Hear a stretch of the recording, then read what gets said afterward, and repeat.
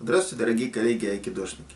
Спасибо вам большое, что вы посещаете наш канал Айвид и время от времени смотрите ролики и съемки из той практики, которую мы проводим на татами. Но не всегда на татами бывает время порассуждать или рассказать какие-то мысли, и особенно для своих последователей или друзей, которые не находятся сейчас в зале. Своим ученикам я могу говорить какие-то вещи, но вы не видите их, потому что наши ролики, они заточены только под практику. Сейчас в современном айкидо видна такая тенденция, что люди, приходя заниматься и отдавая этому многие годы, с трудом представляют, к чему вообще ведет их практика, что они хотят получить. Видимо, они приходят ведомые каким-то внутренним своим чувством. И очень важно более старшим коллегам помочь разобраться, чтобы эти люди, эти энтузиасты не потеряли своего желания, своего энтузиазма и своей вот этой положительной энергии.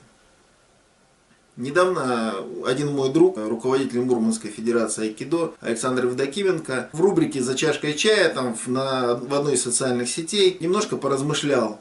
Поразмышлял он о простых вещах. Он инструктор, занимается, сейчас у него второй дан, но когда он пришел заниматься, он также попал под очарование айкидо и занимался многие-многие годы, как он потом впоследствии понял, совершенно не тем. И получается, что он потратил порядка 19 лет. Ну да, он добился своего, он сейчас хороший, такой молодой мастер, он разбирается очень хорошо в техническом арсенале айкидо и практикует. Но 19 лет, это же большое время, большой срок. Многие сейчас посмотрят и будут крутить пальцем у виска.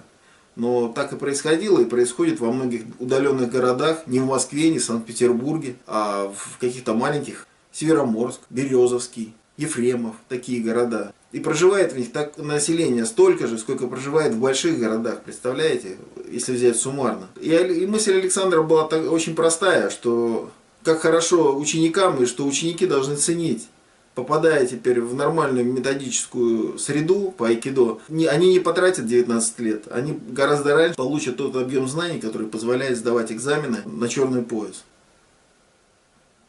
Но это очень частый случай. Не частный, а частый. Так часто происходит. Многие люди так и не находят тех ступенек под ногами, которые позволят им подняться выше в своем уровне. И они начинают разочаровываться, уходят из айкидо. Мне пришлось видеть таких людей на совершенно разных этапах. С уровня новичковых и до уровня уже некоторых данных. Но сама проблема продолжения занятий, когда ты уже достиг черного пояса и дальше, проблема развития, это другой разговор и другой вопрос, о котором мы в случае необходимости можем к нему прийти. Вернемся к Александру. Вот он правильно изложил, и его заслуга в том, что он смог пробиться и смог найти товарищей и единомышленников, смог развиваться в айкидо. Очень важно, что при обучении есть определенная программа, последовательность. В айкидо обучение не берется с потолка. Оно также ложится в серьезную логическую, педагогическую и дидактическую структуру. И, к сожалению, отсутствие такой структуры в школе обучения, оно потом сказывается на том, что люди переводят обучение в айкидо в простое копирование. Простое копирование того, что они увидят. А видят они чаще это демонстрационное айкидо.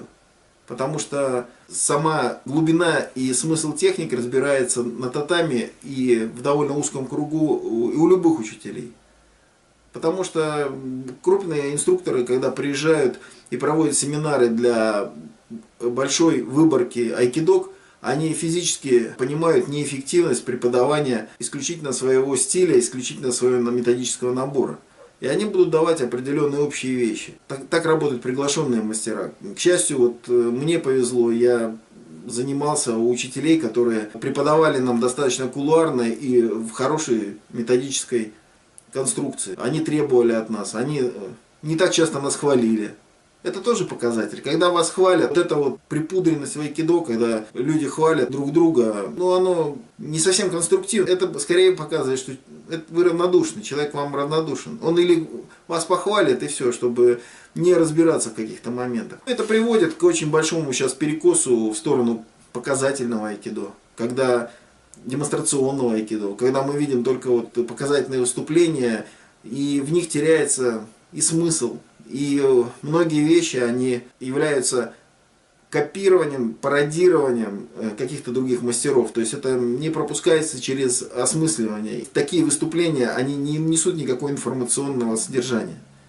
Да, они могут быть рассчитаны на постороннего зрителя, но если такие выступления проходят в рамках каких-то семинаров и фестивалей, где приглашены серьезные мастера, ну, надо тогда и давать себе отчет, что вы должны показывать серьезный подход и демонстрировать какие-то элементы, которые вы считаете важными, которые помогут другим людям изучать айкидо.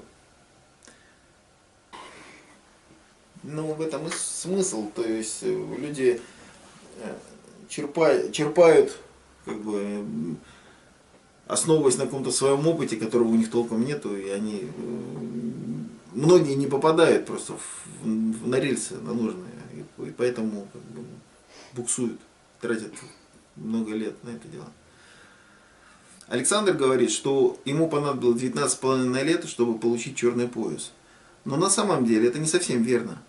Мы с ним познакомились в одной из социальных сетей, и случайно на одном из айкидо форумов, в которых было десятки, стали обмениваться мнениями. И я просто предложил ему приехать на один из наших семинаров и пообщаться. И первая встреча наша состоялась в 2011 году. А уже в 2015 он получил первый дан. То есть прошло 4 года, может быть 5. Сейчас у него второй дан. Когда человек встает на рельсы техники, на рельсы преподавания и методики, много времени не уходит. Все очень просто. Ты работаешь и получаешь результат.